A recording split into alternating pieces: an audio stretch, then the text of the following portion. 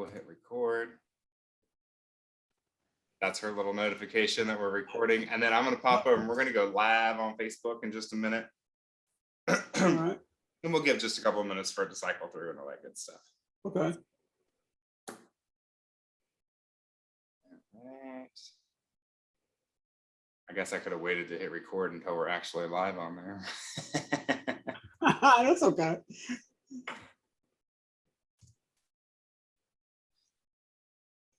Oh, whew. Gotta turn it on. Turn it on. Turn it on.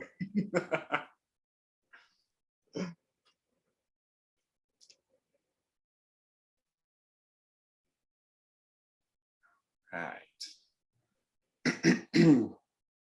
And it looks like we're live, so I'm going to hit that little play button so we have a little bit of music to welcome everybody into Right, I like that. Elliott Show. That's right. That's how we do it.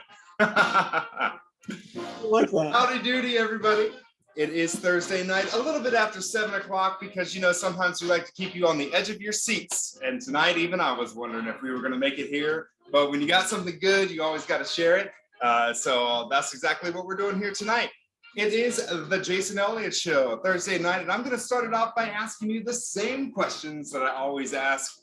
Charlie, pay close attention, because these are your first 5 questions tonight. We're going to go with, who are you? Where are you watching from? What's the weather like? How's your mama doing? What's your 51%? And I'm going to say tonight, what's one thing about you that people may be surprised to learn? So those are the questions that we always ask, plus your bonus. Nobody ever answers. But the other thing I'm going to ask you to do is if you can just pop on to your profiles right now, everybody, and I'm going to do it while I ask you to do it. Just click share, because we got an awesome guest here tonight. I can't wait to introduce you to him in just a second. And we are going to talk about some pretty awesome things tonight. So we're going to listen to this beautiful old big band music in the background while I share, while you share, while we get ready and pull up a chair or whatever we're going to do. And I can't do 2 things or 3 things at once. So I'm going to stop talking, share this, and y'all say hi. I'm going to be looking at the comments too. Maybe. And don't worry, Charlie. Nobody can see you're picking your nose right now because the way I have it set up. They can only Okay, thank you. I was wondering about that, Jason. I'm just kidding. Charlie ain't picking their nose. Oh, yeah. Not yet, anyway. Not yet, anyway. All right, so we are up and we are live. We're going to share this.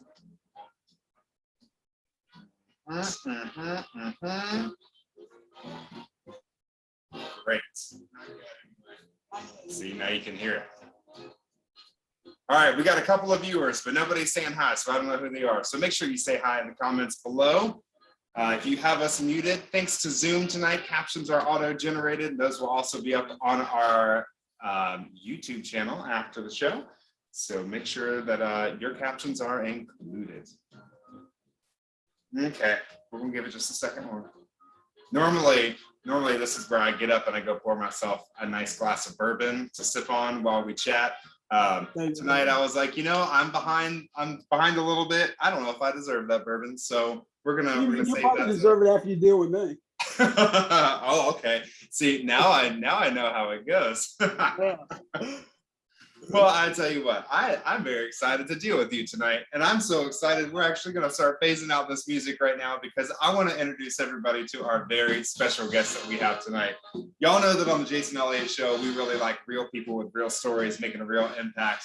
And tonight I am so excited and honored to have, honestly, like a legend, I think. And I don't use that word lightly, but it's somebody who's making a big difference in the community. I want to introduce everybody to the one, the only, Charley Burton. Hi, Charlie. How you doing tonight? Hey, everybody. Yes, that's it. See, I wish that everybody could like say something back because I think a lot of people are going to have some thoughts here tonight. Right. So I am really excited about tonight. As you all know, this season we posted out a link and said, "Hey, who has a story that you want to tell?" And I was so excited when I saw Charlie's name come up as somebody who wanted to do this. Because I'll be honest, it was, I feel like recent that I came into knowing who you were, like in the last few years. and just kind of quietly let me watch and see what this person's all about, and like, what can I learn? What are they actually doing about things? And so I'm really humbled and excited that you're going to be here tonight. I'm not going to sing all your praises or do all your introductions because I want to save some of those questions for you. But Charley from here in Charlottesville, actually, in this area. So we're neighbors, which is really cool. Tell us, who are you?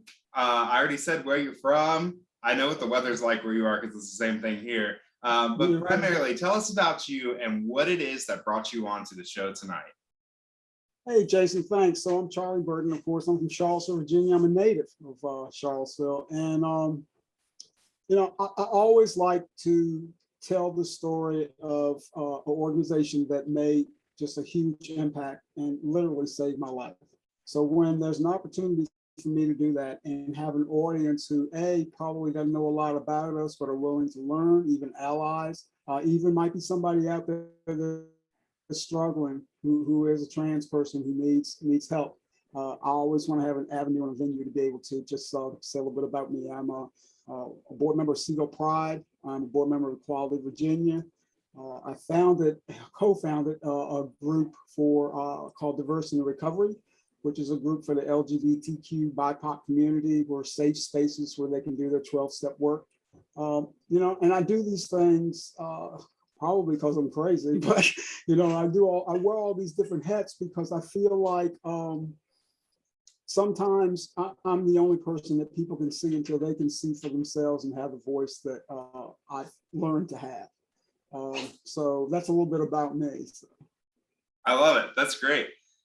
So let's bring it down to a foundation level, because in your introduction there, you used a lot of terms that maybe some people aren't familiar with, or maybe they haven't quite realized what tonight's topic is really all about, which I love. Surprise, everybody.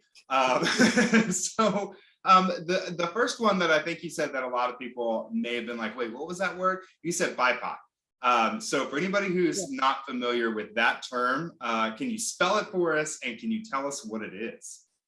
Yeah, so BIPOC, BIPOC. So it's basically for a group of people who are indigenous people of color. And so we have found that a lot of that community are marginalized and do not have the services or cannot obtain the services where someone of non-color would be able to do. And so that was one of the reasons we created Diversity and Recovery. The suicide rate is high amongst transgender people, along with people of in the marginalized world, as well as substance abuse. So it is just important that we reach as many people as we possibly can. Absolutely so. And I think, I'm really excited to get into why you're so passionate about a lot of these causes, particularly, and maybe a nice little bridge is when you said something about trans people. Can you tell us what exactly that term means and maybe how that applies to you?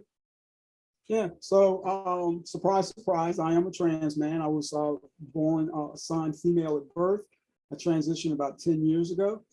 And so the best way that I like to describe me being a trans person is you wake up every morning, you look in the mirror, and you see Jason, a male, or you see Sally, a female. For me, I would wake up in the morning and look in the mirror, and I didn't know who I was seeing. I knew that what I had in my heart was not matching the face that I was looking at. And so I struggled with that. I struggled with that for close to 50 years. I think I knew probably early on as a little child. There's a picture of me sitting on that porch. I was about 7 or 8 years old, and you could tell that wasn't a little boy, and that was me. But of course, in the 60s and 70s, that just wasn't going to happen, Right. Especially not in Charlottesville, Virginia. So transgender people are people who identify as another gender, who lives their life as the authentic person that they need to be. And when you were talking about, your experience, you said that it was fairly early on that you felt maybe what you were seeing wasn't what you were feeling. How early did that happen for you? And what's the typical the typical timeline that people can experience something like that? I knew at 7 or 8 there was battles with me with wanting to wear dresses with my poor mother. I just felt so sorry for her because she just had to battle. My father, on the other hand, would throw a John Deere, nasty, dirty John Deere baseball cap on my head, throw me on the back of the truck, and it was fine. That was great. Back then, the word was tomboy. I even knew, even at 8 or 9, that I was different. Because even in school, it was an okay experience, but I still knew I just felt so different. And so, as I got older, that's when I, really jumped into the whole drinking and drugging scene. I even escaped by food. I ballooned up to about 600 pounds, and, I was a miserable soul.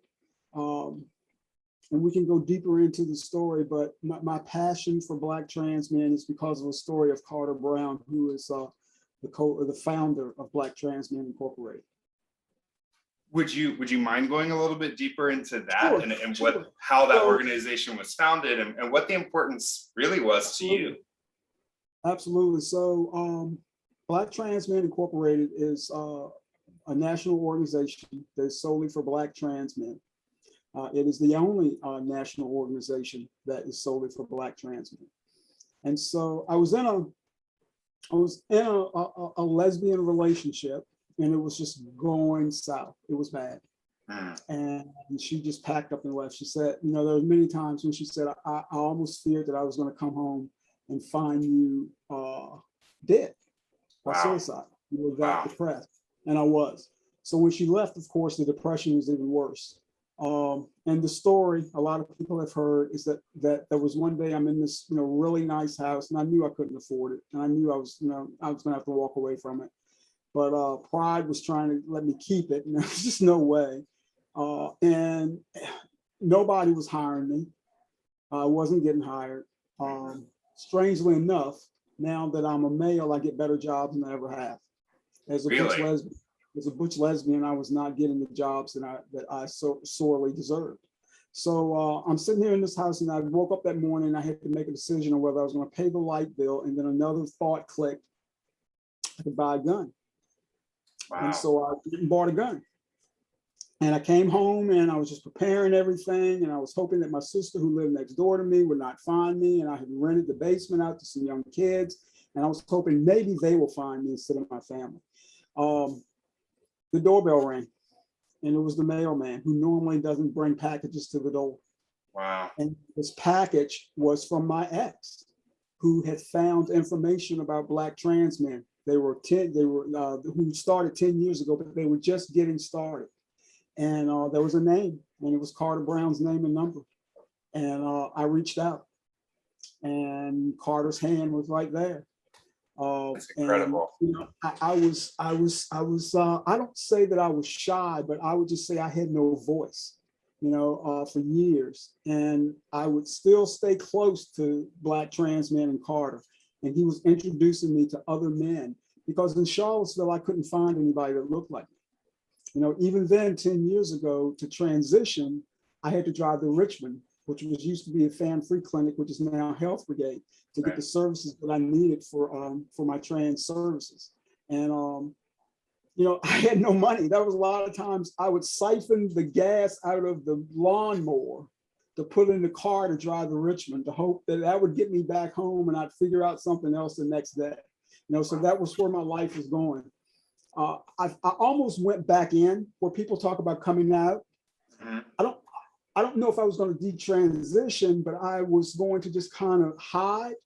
I tabled a Black Transmen table at Seville Pride when it was still at the infamous park. Yeah. And they interviewed me. And the next day I go to work, and I saw the article that they had used my name in the Daily Progress was laying on the table. And by 4:30 that afternoon, I was fired. They said they didn't need me anymore. But, I found out later, a few weeks later, they rehired someone in my position. So I was pretty much, and it was told we're sort of a Christian company. That was one of the last words on my way out the door. So here I am again now with no job.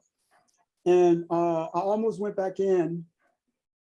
And the story of this is that that day that I was at that park, there was a young girl who kept circling, young black girl, trans girl, who kept circling my table. And she finally came up and she finally said, I didn't even realize there were black people like us. And so a friend of mine was there with me. And she was not trans, but she was beautiful. And so this young girl looked at me and she said, is she one of us? And I said, no, no, no, she's not one of us. She said, because I want to look like her. And so my friend started talking to her about makeup tips and so forth. And the young girl was Sage Smith. It was Sage. And I can no longer be angry about being fired from that job because I would have never met Sage if my table hadn't been there that day. And for the few months that Sage was still around, Sage knew there was people like her in Charlottesville. You know, and I remember on Transgender Day of Remembrance, which is in November, was the very day that Sage went missing. And I'm getting dressed to drive to Richmond to Transgender Day of Remembrance event, and they used Sage's dead name. So dead name would mean that you use someone else's name other than the name that they have chosen to be. So you would use my dead name instead of calling me Charlie, and people do that sometimes out of spite. Right. And so it didn't click with me who this person was they were talking about missing until the next day. And then I realized, and that Sage's disappearance allowed me to have even more of a voice for my movement. Because I realized that sometimes I'm the only person that someone's going to see. That day, I was the only person of color that Sage Smith saw, you know, and what a difference. Just what a difference. I mean, I remember seeing after she had worked on her makeup, there's a picture of Sage at the front stage with some of the other drag performers, and she looked happy. She looked content. She looked as if this is the place where I need to be. And how beautiful that is to know that for that day in September, because Seville Pride had a pride, you know, that people, the founders of Seville Pride decided we're going to go against the odds and we're going to have a pride here in Charlottesville. And there's so many lives that's being saved just because of that pride. Yeah, absolutely. You know, and and I think, and excuse me, Sage and I actually met just around that same time.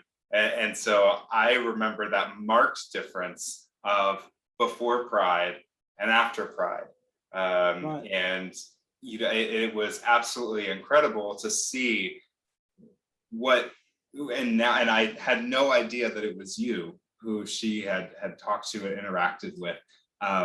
But to see the visible change and feel the invisible change of someone because they realized that someone like them existed is I think very impactful. You touched on something a little more specific that I myself cannot understand. Many reasons.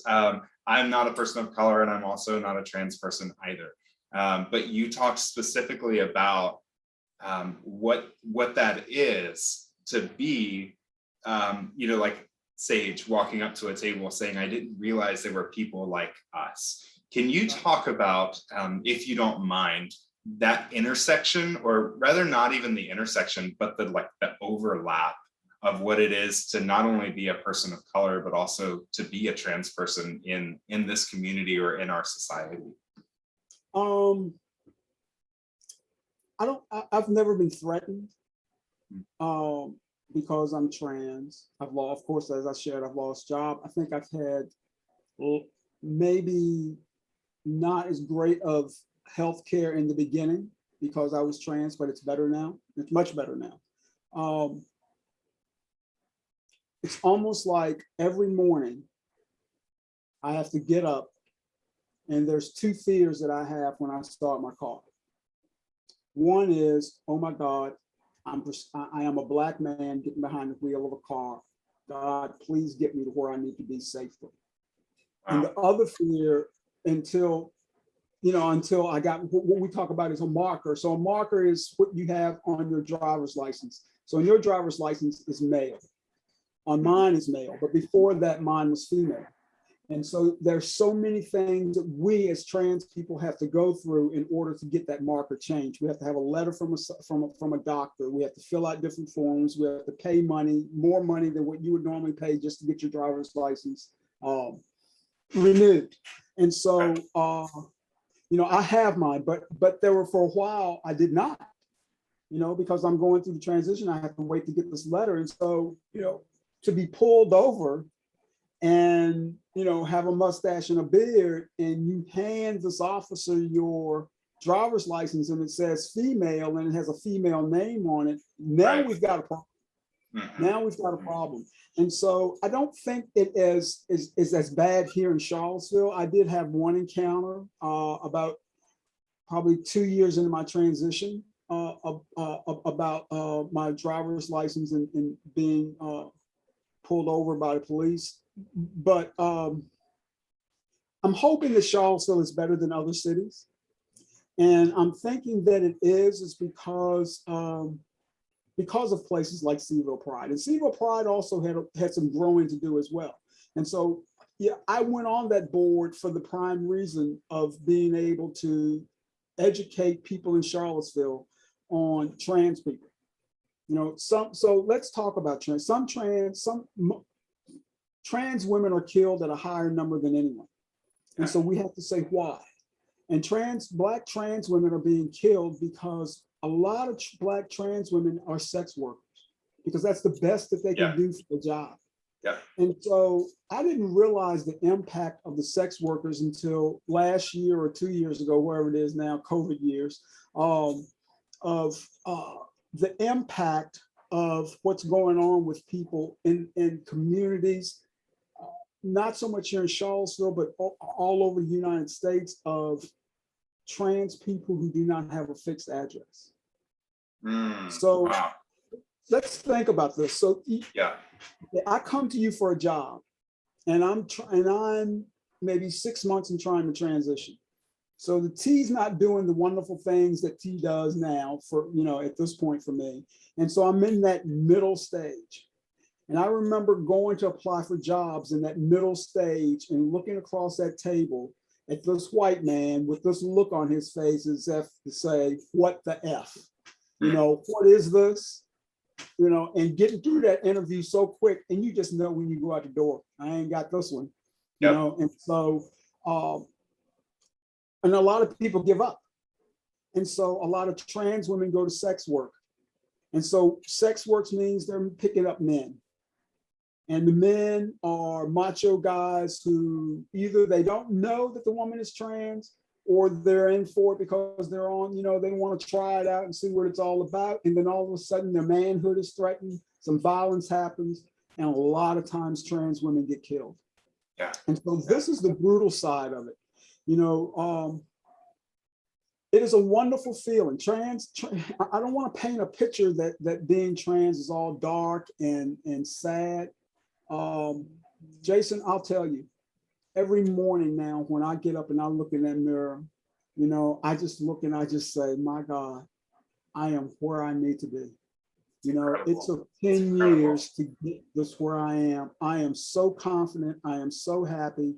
And, as I shared, what happened to Sage just almost kind of opened my voice. It was like for so long, I had this rag down my throat, and I'm trying to talk, and I'm trying to talk, and I'm trying to say it. I'm trying to, I want people to know what I'm all about.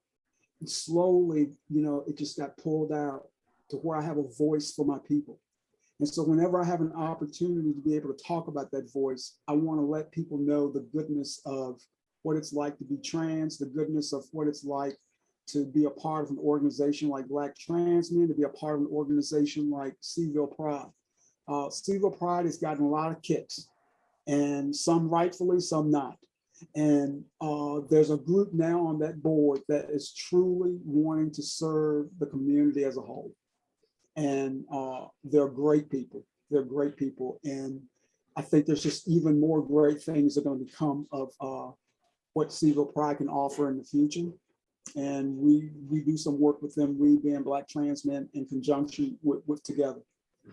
That's really great. That's incredible. And I think my favorite part of everything that you just said is when you said, I wake up every morning and you just got this big smile on your face, and that's incredible. And I think that is a piece, I think we live in a time now where a lot of us know a lot more than we ever did before. And a lot of us are learning a lot more than we've ever been able to learn before. And for me, when I talk to people about my coming out, or if I were to pick a label, what would it be and why? And when I'm trying to, teach my loved ones or people in my community these new things, I always like to find some way to make it relatable. And to me, waking up in the morning and saying, oh, I'm where I'm supposed to be. That's a feeling that no matter who we are, no matter what we were assigned at birth, no matter where we're living, all of these things, we understand that desire to wake up in the morning and say, wow, I'm content because I'm right where I'm meant to be. And I am who I'm meant to be. And for some of us, that's becoming a parent. I'll be honest, that's been one of my things lately. Yeah, I would definitely, that is part of my calling, and I'm not there yet. So when I wake up, I think of all the things that I am, but also the things that I'm not yet. So for me, it's a parent. For other people, it may be having a job. For other people, it may be owning a home. For other people, it may be having your insides and your outsides match, and society to acknowledge that. And so I think that idea of I'm waking up where I'm supposed to be and who I'm supposed to be is this common thread that all of us are able to understand. And I think that's so important. And it's also very important what you said, that it's not all doom and gloom. Oftentimes the odds definitely are stacked, and the stereotypes are against us. And, we think about all of those doom and gloom aspects, but good grief, how cool is it to have that community, to have that support, and to have that security in one's own identity. So I appreciate, that you are acknowledging that bright side of things. We're all entitled to bad days, and we're all entitled to a little bit of a struggle. But on the same token, we're all entitled to that right to be happy and content. That's right. That's right. Yeah. I think that is absolutely fantastic. And I neglected to say earlier that if anybody is watching this live, or if you're watching any of the recordings that we have posted later, feel free to leave in the comments any questions. I did ask Charlie ahead of time if there was anything that was off limits, and there's not, so you can go hog wild. Go for it. But I will also be, looking at these comments in the whole eternity to come, and we'll happily answer any of your questions. And one of the questions that I would like for you to touch on a little bit on this education side for people who aren't quite aware. Somebody may look at you and never ever know your past. Someone, may look at someone else and just think, like you were talking about that man sitting in the interview, like, what is this thing sitting here? And I think that is indicative of a lot of misinformation, a lot of misunderstanding. But can you tell us, what is required? We're going to phrase it that way. What is required to be a trans person? So, so I'm 15 years recovery, and a lot of times I take my recovery stuff and I use it and apply it for everyday life. And so they tell us in AA that the only requirement for membership is the desire to stop drinking. And so I say with trans people, the only requirement to become trans is the desire to be who you want to be. So if you want to be labeled as trans, masculine, but wear a dress and have a beard, that's you. That's who, and your pronouns are them and they. That's cool. That's the beauty of how you can create who you authentically should be, And so for me to transition, I had to go to, I did it. Nowadays it's a lot easier, but I knew I was batshit crazy. And so I knew I needed a little more therapy. I knew I needed a little more therapy. And, and for a while I was just like, is this like a passing fancy thing that I'm just thinking of? And I need to really make sure this is exactly, because this is life changing. Right. And so I went to therapy for about a year before I even did anything. And I encourage people to really get in touch with who they are before they make any change in their life. You can live your life for a while without making, any changes of transit. That's just that's my belief. And so for me, I went to therapy for about a year. I was given testosterone. I started testosterone treatment. And I always say testosterone has been my best friend. It's who I look like. This is what I wanted. It did exactly what I needed it to do.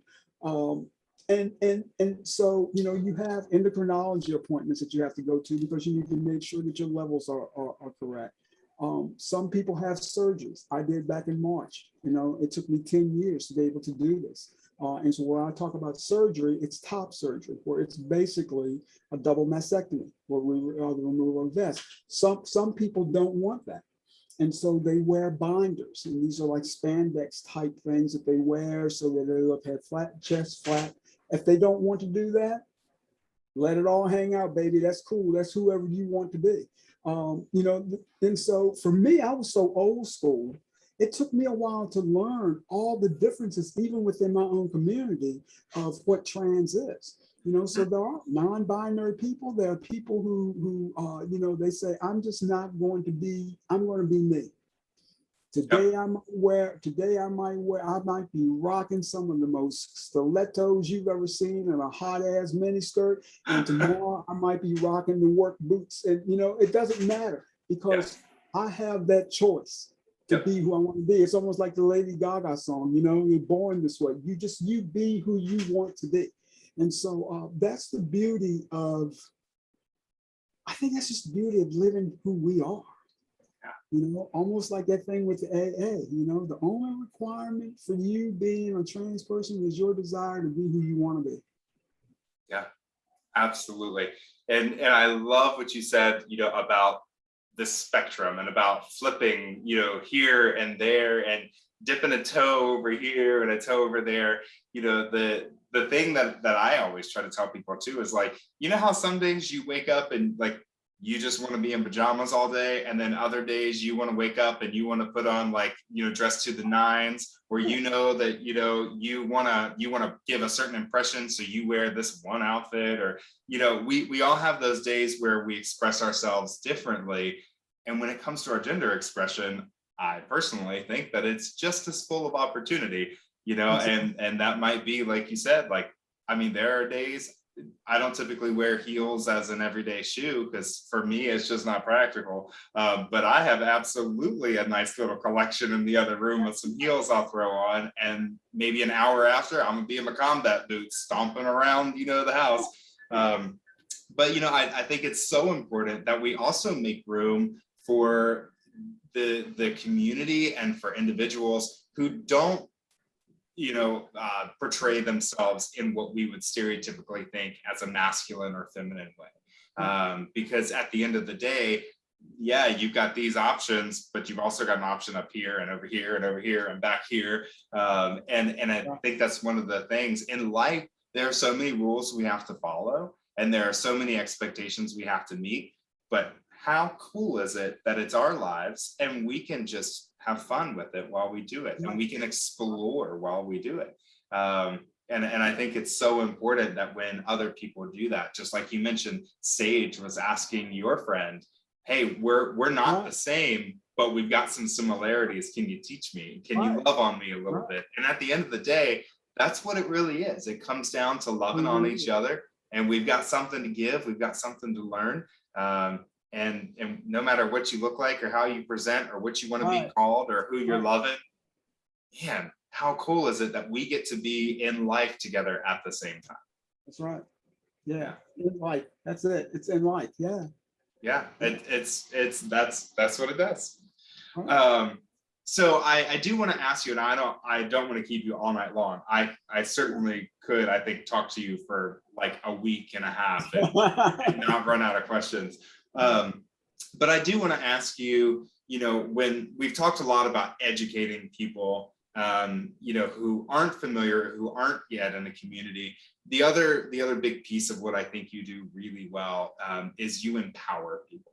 And that is by telling your own story, and by really giving people a safe place to explore themselves or to love on themselves too. So when we're talking about being in the community or having already made that decision that you want to be something other than maybe what is expected or what was assigned to you, what does that empowerment piece look like from a person who has gone through that?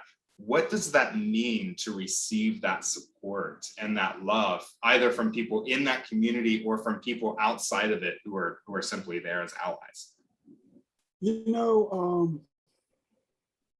I've been mentored by some of the best, starting with Carter and him introducing me to just a tremendous amount of wisdom. And I thought about this often. What does it mean for me right now to have the empowerment that I'm able to go out and give it to someone else? And this is going to sound corny as hell, but I remember I used to love watching Cinderella. And you remember when Cinderella, because Cinderella was basically, the one that was kept in the closet. Yeah. The one that they made fun of. She was different. She wasn't like the other sisters. She was mistreated. And when Cinderella went down those stairs in that gown and knew exactly she was right in the place she needed to be.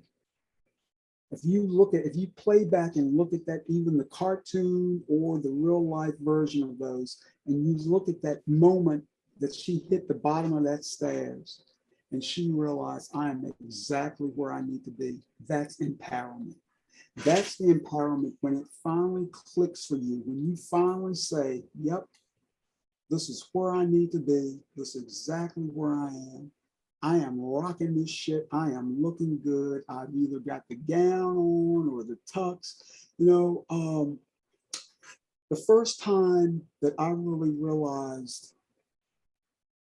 that I had empowerment was back in July. I had received this award for Black Pride RVA. Yeah. It was a community root award. And so I went down earlier that day. I was going to be there the whole weekend. So I got a hotel and I'm putting on this tuxedo. And after I've gotten this kick-ass tuxedo on, and I'm looking in the mirror and I'm like, who would have ever dreamed that I would be going to get an award? Because this award was so important to me because it was given by my community of color. Yeah. But the community of color has seen that I am doing something for my people. I want to do for all, but I'm really doing something for my people. And I didn't have that in Charlottesville because, look around, there ain't too many of us that are trans in Charlottesville. So I didn't have that in Charlottesville.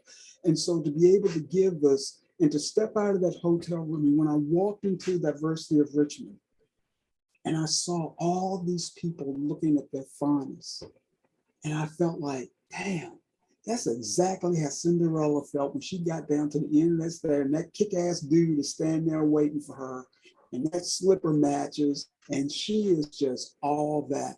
That's the power, and so that's what I want people to get when I do what I do. That's what I want when you are, at your worst. When you're at your worst, when you don't think you can, nothing's going to work for you, you have nowhere to live, you're drugged out, you're drunk, you don't think you're ever going to see anything that's going to make a difference. And then a year later, I see you and I see that spark and I see that empowerment. I see that just a little more self-confidence. And then another year and another year. I imagine, I've never asked him, but I imagine that's exactly what Carter sees in me right now. He sees this guy 10 years ago on a phone, snotting and crying, saying, I don't know what to do with my life. I don't have people that look like me. And now I'm your program director, and I'm out here presenting this community to people so that they can know who we are. I imagine that's exactly what he sees when I see other people. And it's a wonderful feeling. It's absolutely incredible. I have no doubt. I think that is that's what a lot of us see when we look at you, and to be that person who was there before it all began, and to be that person who can be that backbone. I cannot imagine the pride and the joy and the humble pride that comes with that. That's really incredible. And I can't let you go without also saying that you have taken that all the way up to the governor in Virginia. Yeah. So that is really exciting. So keep that bragging going on just a little bit, and tell us what you're going to be doing as part of the governor's advisory in here in Virginia. Yeah, so I was appointed, thank you. Yeah, I was appointed to a new board. It's called the LGBTQ plus advisory board. There's 21 of us from across the state. And we're going to be advisors to the governor, which we hope will be Terry McAuliffe. If not, then I would say Mr. Youngkin's going to have hell on his hands, because I'm not a pleasant guy sometimes. So he better strap it on and be ready. But it is quite an honor. It is quite an honor from, so I'm outside of Charlottesville. So it's quite an honor for this rural person, me, to be advising the governor on. And basically what we're going to be doing is we're going to make sure that the state of Virginia, the Commonwealth, makes it a safe place and a place that the LGBTQ community wants to live in. That's the most important thing.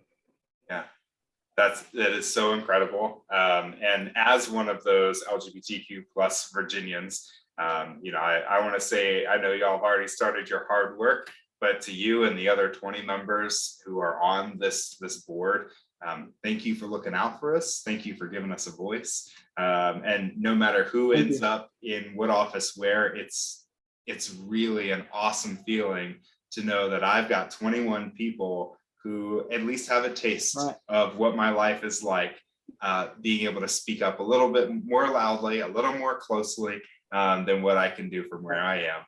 So thank you for being part of that, and for being willing to use your voice in such a powerful way. And who knows, maybe in a year or two, I'll be up there with you too. And then we'll be able to chat like this around the round table. That's right. I love it.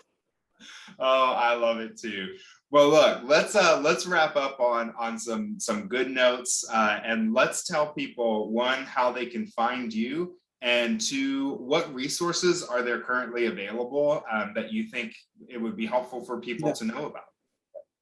Yeah. So first of all, I'll say that Seville Pride, we have you can go on the Seville Pride site, and when I say we have a transmasculine group that we form that meets on the second and fourth Thursday of every month. It's by Zoom right now. So we just kind of gather, a bunch of us gather together, and we just kind of just talk about life. And it's a great thing. Zoom is a wonderful thing. For Black Transmen Incorporated, we have a surgery fund. And so we raise money. One of the most empowering things for a trans man is to be able to have top surgery. It's incredible. So let me tell you a little bit how, before I had mine, I'm a bigger guy, so I would wear 2 of these binders every day. So it would be a t-shirt, 2 binders, another t-shirt, and then my regular shirt. And that would be in 20-degree weather, and that would be in 100-degree weather.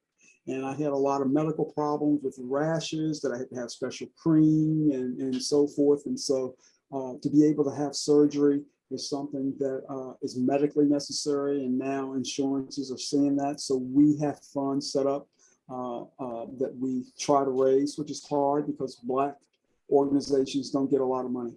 And so Right. if you want to help us, go to blacktransmen.org/donate and help us. If you're trans up there and you're a person of color, you can go to Black Transmen /empower him, and you can find all the different things that we have. We have an Akani group. So the word Akani in African means of many gifts.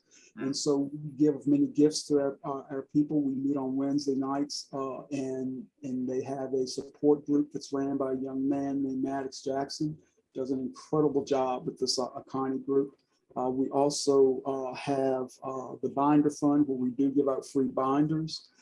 There's a thing that's called Packer. So now we're going to get a little graphic. So a Packer. That's okay. That's what we like around here.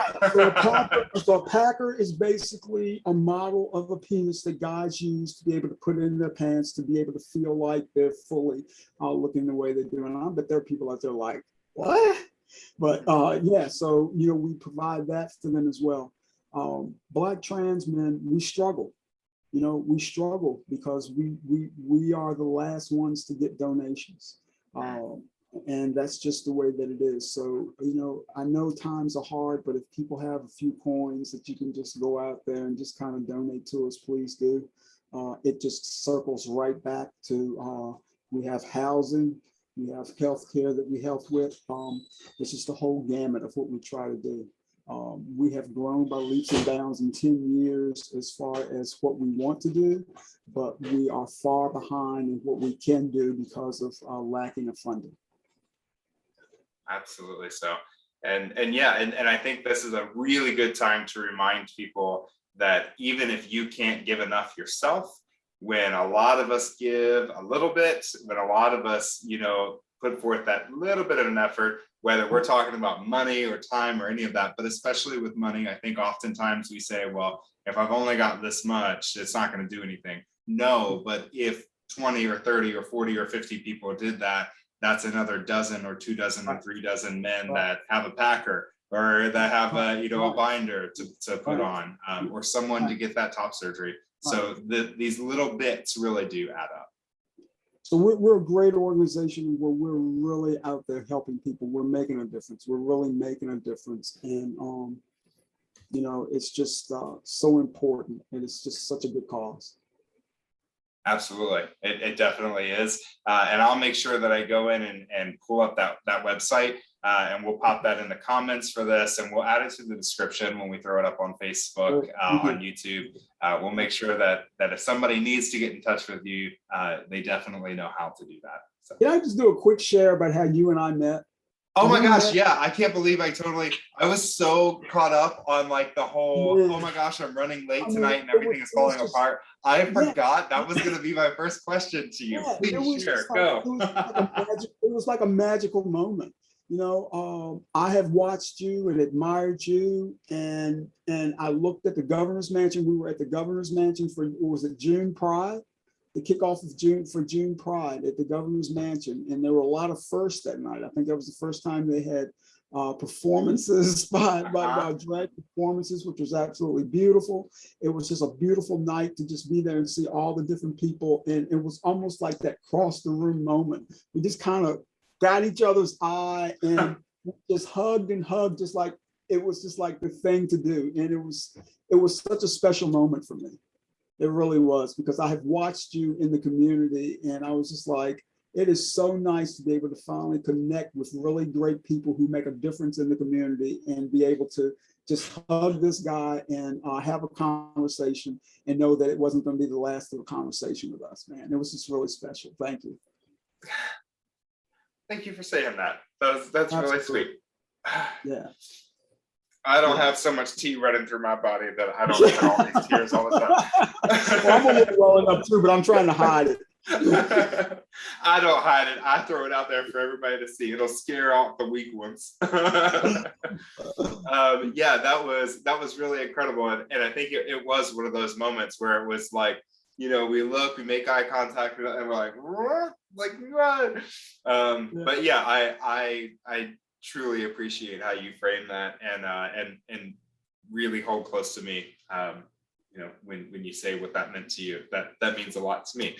And I think it was one of those things that you know, it was destiny and it was fate because we are Yes. family. Yes. You know, and I think that's one of the things that here on the Jason Elliott Show we always try to remind people is that, you know, our looks may be different, our steps may be different, you know, our destinations may be different, but Right. we're coming across each other on this journey, and Absolutely. we don't have to agree on everything, we don't have to understand everything, but when we are present for each other and when we share this moment with each other, absolutely, that is what we're fated to do, you know, and we are here out of the billions of people who have ever been on this planet. Look who we get to be here with. And there's something Exactly. even more spectacular about that when people who have been made to feel others or been made to feel less than, when we find each other, we realize we truly are greater than. And you know, at the very least, we're equal, but sometimes we can be greater than. So yeah, I very much appreciate everything that you do and these organizations that you've talked about. If y'all are watching this and you're somewhere not in the Charlottesville region of Virginia, or even in Virginia, it doesn't matter. Reach out to myself, reach out to Charlie. You know, we are your family too. And we may not know your whole steps. We may not be with you your entire journey, but we're here right now. And I'm speaking for Charlie because I know for a fact that he would say this. If you need something, and if you think you might need something, and if you are missing something and don't know what it is, please just reach out to us. That's what family is for, and that's what we're here for. And these organizations that Charlie mentioned, they are just a couple of the many resources that you have to become exactly who you are meant to be, just like we have had the opportunity to become exactly who we are today. So I want to. I'll also throw in, Jason, if there are parents who are struggling, if there are parents who are struggling. Oh here, yeah. If their parents are struggling here in the area and don't know what to do, PFLAG of the Blue Ridge is a wonderful organization to be able to reach out. I'm on the board of that. They do a tremendous amount of work. There's a support group that you can go onto the PFLAG of the Blue Ridge and see everything that you need.